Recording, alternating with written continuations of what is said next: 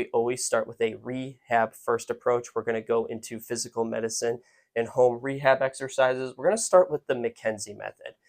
What we typically find with a tennis elbow is it could generally be classified as one of two problems. It's either going to be considered a derangement, in which case it's going to respond really well to repetitive movement exercise. Most frequently at that elbow, it's going to be extension. Extension with possibly either pronation or extension needing supination at the elbow. But one of those two repetitive movements are going to help clean up that elbow.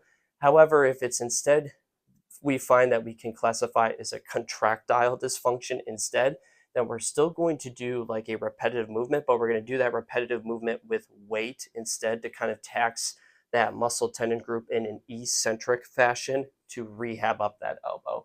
And that kind of gets us into the second point is when we start to stabilize out that pain, we're going to focus on strengthening, especially strengthening through an eccentric style. So using like wrist drop to slowly drop like 10 to 15 to 20 pounds to really remodel and strengthen and stabilize out those extensor muscles so they're not overactive and inflaming up the lateral epicondyle.